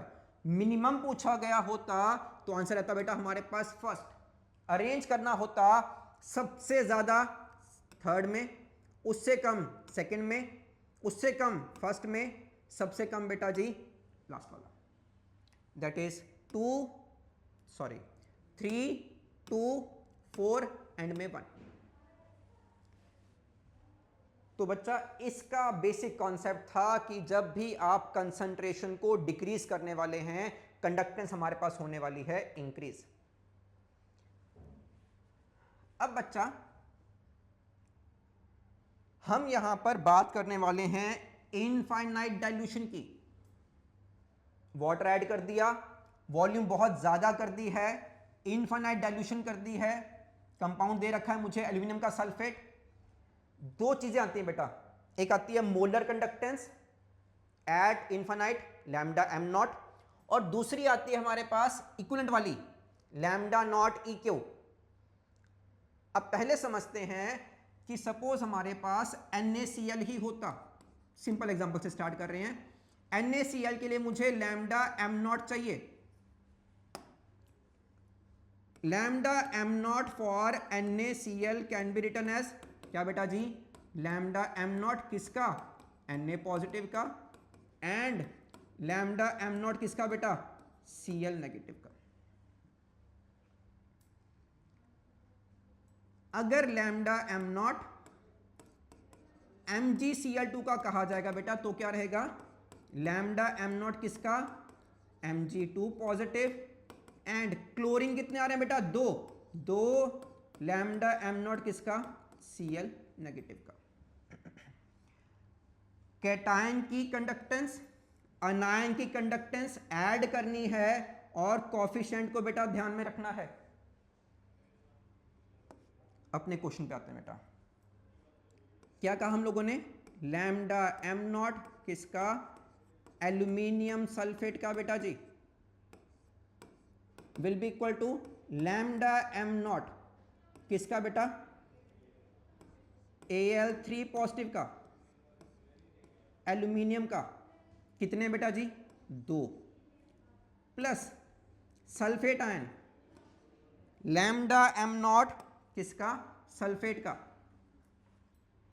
लैम्डा एम नॉट किसका, सल्फेट आयन का। कितने आ रहे हैं बेटा सल्फेट आयन मेरे पास, 3 आ रहे हैं। तो ये तो मेरे पास लैम्डा एम नॉट का रिलेशन आ गया एल्यूमिनियम सल्फेट पूरे कंपाउंड का, और aluminium ion and sulphate ion. वापस आते हैं क्वेश्चन पे, उसने कहा है कि मेरे पास एल्यूमिनियम सल्फेट का क्या चाहिए, इक्विवेलेंट कंडक्टेंस चाहिए। क्या निकाला हम लोगों ने, मोलर कंडक्टेंस। ध्यान दो बेटा जी, लैम्डा नॉट ई क्यू, इसमें क्या होता है बेटा, normality, into N factor will be equal to lambda nought M. Molar का और इक्विवेलेंट का आपस में रिलेशन क्या आता है बेटा जी, एन फैक्टर। जरा ध्यान से समझते हैं, क्या रहेगा एल्यूमिनियम सल्फेट कंपाउंड का एन फैक्टर, एल्यूमिनियम सल्फेट बेटा एज कंपाउंड जब टूटेगा तो देगा 2 of Al3 positive plus 3 of SO4 2 negative. Total charge of cation कितना आ रहा है बेटा जी हमारे पास 6। अनायन का चार्ज कितना आ रहा है बेटा हमारे पास 6। जब कभी भी पूरे कंपाउंड के लिए निकालते हैं तो जो भी एन फैक्टर होता है वो टोटल पॉजिटिव चार्ज या टोटल नेगेटिव चार्ज के इक्वल होता है। दोनों आपस में सेम होंगे और बना देंगे एन फैक्टर। आइए जरा पुट करते हैं, क्या बनेगा बेटा जी, एन फैक्टर कितना है बेटा 6 into lambda nought E Q, किसका बेटा, एल्यूमिनियम सल्फेट का। पहले क्या था हमारे पास मोलर, अब कौन सा आ रहा बेटा जी हमारे पास equivalent, will be equal to, मैंने यहां पर चेंज किया बेटा, ये अभी भी सेम है, कितना होगा बेटा ये 2 of lambda M not of Al3 positive 3 of lambda M not of sulphate ion. क्यों ऐसा कर रहा हूं बेटा, दोबारा देखो, उसने बोला है इक्विवेलेंट कंडक्टेंस चाहिए मुझे, किसकी, एल्यूमिनियम सल्फेट की, और एल्यूमिनियम वाले की और सल्फेट वाले की मुझे क्या चाहिए बेटा, मोलर कंडक्टेंस। यहां मेरे को क्या चाहिए बेटा, इक्विवेलेंट चाहिए, और यहां क्या चाहिए मेरे को, मोलर ही चाहिए। मैं जाकर इस 6 को वहां डिवाइड करने वाला हूं, lambda nought E Q, aluminium का सल्फेट बेटा, 6 जाके वहां डिवाइड होगा, क्या बनेगा, lambda nought M Al3 positive, 6 नीचे है बेटा, 2/6 कितना बनेगा 1/3, 6 नीचे है बेटा, 3/6 कितना बचेगा मेरे पास 1/2 lambda nought M sulphate ion. पहले हमने सीखा लैम्डा एम का लैम्डा एम से रिलेशन कैसा रहेगा, फिर कन्वर्ट किया है उस लैम्डा एम वाले रिलेशन को किसमें बेटा जी, लैम्डा नॉट ई क्यू में। कन्वर्ट कैसे किया है, by multiplying N factor. Left side वाले को कन्वर्ट किया लैम्डा नॉट ई क्यू में, राइट को रखा है हम लोगों ने एज सच। अब सोचो अगर लैम्डा नॉट ई क्यू निकालना होता राइट साइड भी, तो बेटा इसका एन फैक्टर कितना आ रहा है 3, इंटू कर दूंगा यहां पर 3, कितना आ रहा है इसका एन फैक्टर 2, इंटू कर दूंगा 2। वो पूछा नहीं गया, आपकी नॉलेज के लिए मैंने ये कन्वर्ट कर दिया है लैम्डा नॉट ई क्यू में। इसको भी कन्वर्ट करना होता, इसको भी कन्वर्ट करना होता तो N factor will be equal to charge, कितना आ रहा है यहाँ 3 और यहाँ कितना आ रहा है 2, वो मैं मल्टीप्लाई कर दूंगा इंटू 3 इंटू 2 कर दूंगा, मेरे पास ये भी कन्वर्ट किस में होंगे, लैम्डा नॉट ई क्यू में कन्वर्ट हो जाएंगे। तो पिछले क्वेश्चन में बिल्कुल बेसिक फॉर्मूला कंडक्टिविटी और कंडक्टेंस का यूज किया था, इस पर हमने अप्लाई किया है कोलॉट्स लॉ, जो मुझे यह समझाता है कि अगर इनफाइनाइट डाइल्यूशन कर दी जाए तो total conductance will be equal to conductance of cation and conductance of anion. इनका कंडक्टेंस का सम देने वाला है मुझे overall conductance of this solution. अब बच्चा उसी स्टेप को आगे बढ़ाते हुए देखो, जब हम अप्लाई करते हैं कोलॉट्स लॉ, मुझे क्या समझाता है, लैम्डा नॉट एम निकालना। कभी भी स्ट्रॉन्ग वाला होगा तो लैम्डा एम नॉट निकालना मेरे लिए बड़ा आसान है प्रैक्टिकली, बट अगर कहीं मेरे पास वीक वाला आ जाए बेटा, वीक वाले के लिए लैम्डा नॉट एम निकालना पॉसिबल नहीं होता प्रैक्टिकली, क्योंकि वीक वाले में दो चीजें होने वाली हैं, एक तो डिसोसिएशन इंक्रीज करेगी और दूसरा डाइल्यूशन करने से उनका आयंस का डिस्टेंस क्या होगा, ज्यादा होता रहेगा। एक बार जरा चेक करो बेटा, हम लोगों ने समझा था स्ट्रॉन्ग वाले में सिर्फ एक ही पॉइंट है कि डिस्टेंस इंक्रीज करता जा रहा है, बट वीक वाले में एक तो हमारे पास डाइल्यूशन करने से डिसोसिएशन इंक्रीज होगी और दूसरा उनके बीच का डिस्टेंस भी क्या होगा, इंक्रीज होता रहेगा। इसका मतलब वीक वाले में डाइल्यूशन बहुत ज्यादा करनी पड़ेगी ताकि मेरे पास इनफाइनाइट डाइल्यूशन हो जाए, इसीलिए लैम्डा एम नॉट निकालना पॉसिबल नहीं होता है वीक वाले के लिए प्रैक्टिकली। तो मुझे कोलॉट्स लॉ हेल्प करता है, क्या कहता है वो, कि अगर लैम्डा नॉट किसका निकालना है मुझे, एसिटिक एसिड का निकालना है, वो किसका एग्जांपल है बेटा जी हमारे पास, वीक वाले का, उसका लैम्डा एम नॉट सम रहेगा एसीटेट आयन और H पॉजिटिव का। ठीक जी, आइए जरा क्वेश्चन पे वापस आते हैं। क्वेश्चन में उसने कहा है कि मेरे पास वीक एसिड है और मोनोबेसिक है। एग्जाम्पल क्या हो सकता है बेटा, मान लेते हैं HA है, ये एक वीक एसिड है और दे रहा है टूट के मुझे H positive plus A negative. क्या मतलब है, मोनोबेसिक का सिर्फ एक ही H पॉजिटिव दिया जा रहा है। अब बच्चा एक गिवन कंसंट्रेशन पर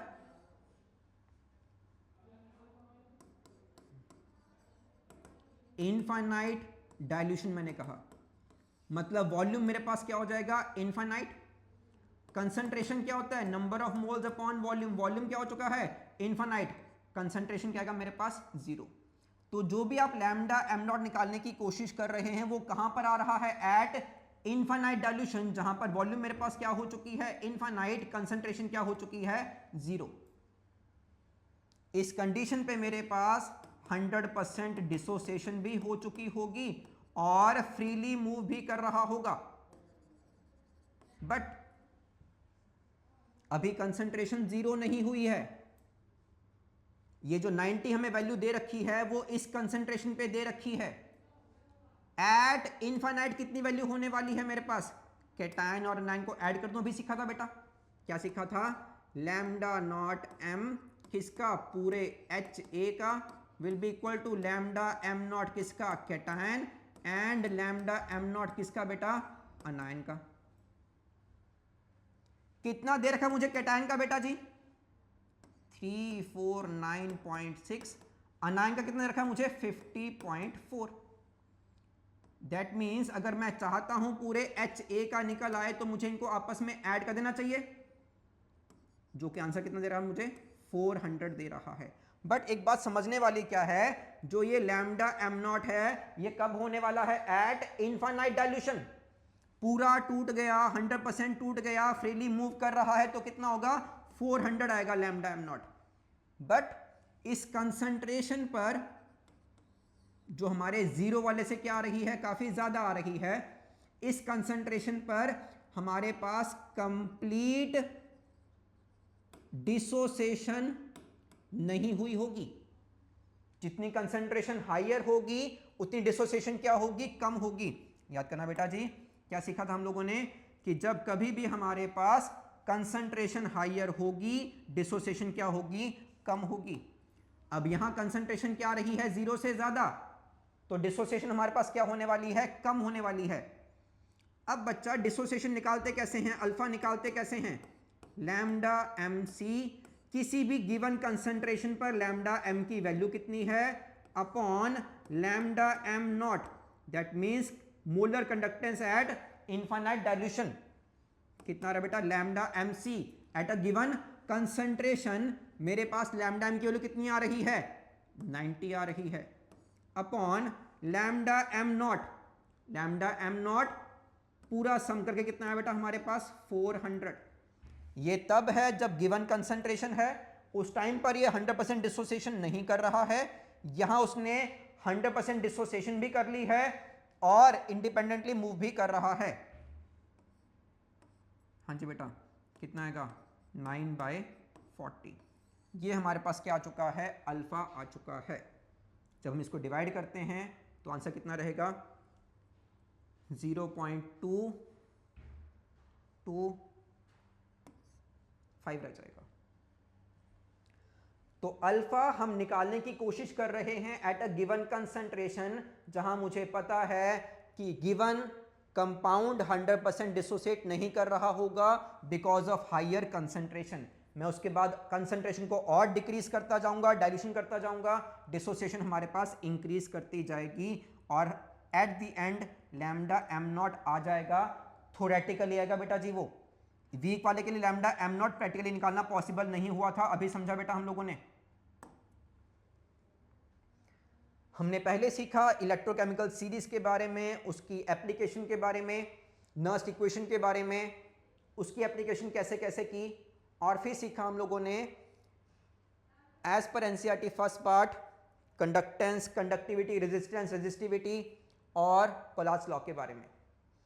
अब बच्चा हमारे पास लास्ट स्टेप है फैराडेज लॉ सीखना। फैराडेज लॉ में हमारे पास कैल्शियम की बात की गई है, कैल्शियम क्लोराइड कंपाउंड से। देखो क्या बोलता है फैराडेज लॉ हमें, वो समझने से पहले ये समझिए कि ये अप्लाई होने वाला है इलेक्ट्रोलिटिक सेल में। इलेक्ट्रोलिटिक सेल में कैल्शियम क्लोराइड क्या देगा टूट के बेटा मेरे को, calcium 2 positive plus 2 of Cl negative. एक तो कैटायन आ रहा है बेटा और एक हमारे पास क्या आ रहा है, एनायन। कैटायन कहां मूव करने वाला है, एट कैथोड। कैथोड पे हमेशा क्या प्रोसेस होने वाली है बेटा जी, रिडक्शन की। कैल्शियम 2 पॉजिटिव इलेक्ट्रॉन 2 गेन करके कन्वर्ट किस में हो रहा है बेटा, कैल्शियम में। प्रोसेस कौन सी हो रही है, रिडक्शन की होने वाली है।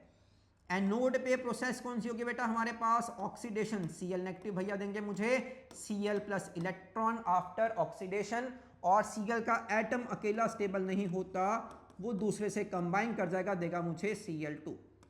इसको हम बेटा प्राइमरी चेंज बोलते हैं, इसको बोलते हैं सेकेंडरी चेंज। अभी मेरी रिक्वायरमेंट क्या है, कैल्शियम के बारे में है। अब मुझे फैराडेज लॉ ये समझाता है कि मैं कितने इलेक्ट्रॉन, कितना चार्ज, कितनी देर के लिए पास कर रहा हूं, कितना करंट पास कर रहा हूं, उसके हिसाब से मुझे कैल्शियम इकट्ठा होके मिलेगा। आई मीन टू से, अगर मेरे पास करंट ज्यादा पास किया है, चार्ज ज्यादा पास किया है, ज्यादा देर के लिए पास किया है, उतना ही कैल्शियम इकट्ठा क्या होने वाला है, ज्यादा होने वाला है। सिंपल वर्ड्स में, वेट ऑफ कैल्शियम जो इकट्ठा हो रहा है वो डिपेंड किस पे करेगा, चार्ज कितना पास किया है। और बेटा जी क्यू क्या होता है, I इंटू टी होता है, तो W क्या होगा, proportional to I into T. ये फर्स्ट लॉ ऑफ फैराडे बोलता है हमें। W यहां से क्या आता है बेटा, Z इंटू क्यू आता है, या W क्या आता है, ZIT के इक्वल आ जाता है। W यहां शो कर रहा है वेट डिपॉजिटेड। Z क्या है बेटा जी, यहां पर इलेक्ट्रोकेमिकल इक्विवेलेंट। हालांकि ये सीधा फॉर्मूला अप्लाई कर सकते हैं हम लोग, या इसके बिना कॉन्सेप्चुअली भी हम लोग क्वेश्चन क्रैक कर सकते हैं। आइए समझते हैं कैसे। देखो कैल्शियम 2 पॉजिटिव प्लस 2 इलेक्ट्रॉन देने वाला है मुझे कैल्शियम। अब अगर मैं स्टोकियोमेट्री फॉलो करता हूं तो मुझे 2 इलेक्ट्रॉन यूज करने पर एक एटम मिलने वाला है बेटा कैल्शियम का। इसके अगर 2 मोल हो जाएंगे तो मुझे इसका 1 मोल मिल जाएगा। 2 मोल से कितना मिल रहा है मुझे, 1 मोल। 2 मोल इलेक्ट्रॉन पर चार्ज कितना होगा बेटा, 2 फैराडे। 2 फैराडे क्या है, 2 मोल इलेक्ट्रॉन का चार्ज है। और बेटा 1 मोल का मास कितना होता है हमारे पास, कैल्शियम के केस में 1 मोल का मास कितना होगा, 40 ग्राम। इन शॉर्ट कहा जाए हमारे पास 40 ग्राम ऑफ कैल्शियम इकट्ठा होने वाला है, किससे, 2 फैराडे से। अगर मैं चाहता हूं कि मेरे पास 40 ग्राम ऑफ कैल्शियम डिपॉजिट हो जाए तो मुझे 2 फैराडे का चार्ज पास करना पड़ेगा। बट मुझे क्वेश्चन में कितना पूछा बेटा उसने, 20 ग्राम। 20 gram of calcium 2 Faraday upon 40 into 20 कितना आएगा बेटा मेरे पास, 1 फैराडे। शॉर्टकट में बात कर सकते हैं भैया, 40 ग्राम के लिए कितने चाहिए मुझे, 2 फैराडे। आधा वेट चाहिए 20 ग्राम, तो इसका भी आधा कितना हो जाएगा मेरे पास, 1 फैराडे। हालांकि ये क्वेश्चन हम लोग W is equal to ZIT से भी क्रैक कर सकते हैं बेटा। W is equal to Z into Q. अब बेटा चार्ज कितना आ रहा है, उसने कहा है मैंने पास करना है कितने फैराडे, निकालते हैं चार्ज। Z क्या होगा बेटा, सुनो ध्यान से, W वेट कितना चाहिए बेटा मेरे को, 20 ग्राम। Z क्या होता है बच्चा, atomic mass upon N into F into Q. Check करो बेटा, मास कितना आ रहा है हमारे पास, 40, N 2 कहां से आया बेटा, ये रहा, 2 इलेक्ट्रॉन थे, F क्या होगा 96,500 हो जाएगा।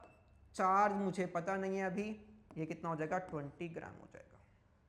आइए चेक करते हैं, 20, 40, 2, 96,500। मैं भी इसको सॉल्व नहीं करूंगा बच्चा, कैसे करूंगा, 20 इंटू 2 इंटू 96,500 अपॉन में कितना आएगा मेरे पास, 40। सिर्फ ये 40 और ये 40 कैंसिल कर रहा हूं ताकि मेरे पास चार्ज कितना आ जाए, 96,500 कूलम। और हम जानते हैं इतने कूलम चार्ज बनाता है मेरे पास 1 फैराडे। तो बच्चा ये वाला पूरा पार्ट हमारे पास आ रहा है on the basis of formula, और ये मैंने डिस्कशन की थी on the basis of concept. तो फैराडेज लॉ का क्वेश्चन बेटा जी फॉर्मूला बेसिस पर भी आ सकता है और कॉन्सेप्चुअली भी आप सॉल्व कर सकते हो। इसी कैटेगरी में एक और एग्जांपल बेटा हमारे पास फैराडेज लॉ का ही, इस बार कहा गया है कि हमारे पास कॉपर का बारे में बात करनी है। इतना करंट मैं पास करने वाला हूं, किससे पास कर रहा हूं, कॉपर के सल्फेट में से पास कर रहा हूं। कितनी देर के लिए पास कर रहा हूं, 100 सेकेंड्स के लिए पास कर रहा हूं, और निकालना क्या है, मुझे मास निकालना है। बच्चा मोस्टली प्रेफर किया जाता है W = ZIT, मुझे फॉर्मूला भी याद है, उसके बेसिस पे आंसर निकाल दिया जाता है। तो मैं इस क्वेश्चन को ट्राई करने वाला हूं अभी के लिए फॉर्मूला बेसिस पर। याद करते हैं बेटा, W क्या है, जो मेरे पास वेट डिपॉजिट होने वाला है। Z मैंने सीखा था atomic mass N × F I × T। अब बच्चा वेट मुझे क्वेश्चन में पूछा गया है अभी, तो मैं W एज सच छोड़ रहा हूं। एटॉमिक मास ऑफ कॉपर, देखो कॉपर सल्फेट में हमारे पास कॉपर 2 पॉजिटिव रहा होगा, जो 2 इलेक्ट्रॉन को गेन करके बनाने वाला है हमारे पास कॉपर। दैट मीन्स इलेक्ट्रॉन कितने गेन किए, उसने 2 गेन किए हैं। इकट्ठा कौन हो रहा है, कॉपर। वापस आते हैं, एटॉमिक मास हमारे पास क्वेश्चन में गिवन है बेटा 63। एन वैल्यू, एन कितना आ रहा है बेटा हमारे पास, 2 आ रहा है, इंटू एफ की वैल्यू उसने राउंड ऑफ नहीं कर रखी है, कितनी बोली है, 96487। 96487 इंटू करना पड़ेगा आई। करंट उसने कहा है 9.6487 और टाइम कहा है 100 सेकेंड। बढ़िया बात क्या बेटा, कैलकुलेशन इजी करने के लिए जो यहां पर रखी गई है हमारे पास फैराडे कांस्टेंट की वैल्यू, उसके प्रोपोर्शनेट हमारे पास रखा गया है करंट। सॉल्व करना इजी कैसे रहेगा बेटा, 63/2 इंटू 96487 इंटू 96487 अपॉन में 10,000 इंटू करना पड़ेगा मुझे 100। सिर्फ इसका डेसिमल कहां लाया बेटा, मैं नीचे लेके आ गया हूं। अब बच्चा ये हमारे पास एज सच हो जाएगा पूरा का पूरा कैंसिल। इसके भी मैंने 2 0 बेटा कैंसिल कर दिए हैं। तो W क्या आने वाला बेटा, 63/200। 63/200। अब बच्चा 63 को डिवाइड किया मैंने 2 से, कितना आ गया, 31.5, क्या बचा नीचे, 100। फाइनली डिवाइड करने में कितना आ रहा है, 0.315। तो बेटा आंसर कितना बन रहा है, 0.315। तो बच्चा इलेक्ट्रो का एक पार्ट हमने डिस्कस किया था रिडॉक्स में, इलेक्ट्रोकेमिकल सीरीज के बारे में, उसका एप्लीकेशन पार्ट भी वहां डिस्कस किया। जब हम इलेक्ट्रो पढ़ने बैठते हैं उसमें आता है हमारे पास नर्स्ट इक्वेशन का part as application of electrochemical series. उसमें यह सीखा कि जो ई ऑफ सेल है वो डिपेंड कैसे करता है ई नॉट ऑफ सेल और कंसंट्रेशन पर। उसके हमने different application part delta G पे, के पे अप्लाई किया। फिर सीखा हम लोगों ने कंडक्टेंस, रेजिस्टेंस, रेजिस्टिविटी और कंडक्टिविटी के बारे में, कोलास लॉ के बारे में, और एंड में सीखा हम लोगों ने फैराडेज लॉ के बारे में। इसमें लास्ट पॉइंट आप ये भी ऐड करना बेटा, W = क्या आया था, ZIT। कई बार क्वेश्चन घुमाते हैं कैसे, W is equal to atomic mass N into F into I into T. अब बच्चा हम जानते हैं atomic mass upon N factor क्या रख सकते हैं हम लोग, इक्विवेलेंट मास रख सकते हैं F into I into T. तो ये भी एक मॉडिफिकेशन बेटा हो सकती है फैराडेज लॉ की।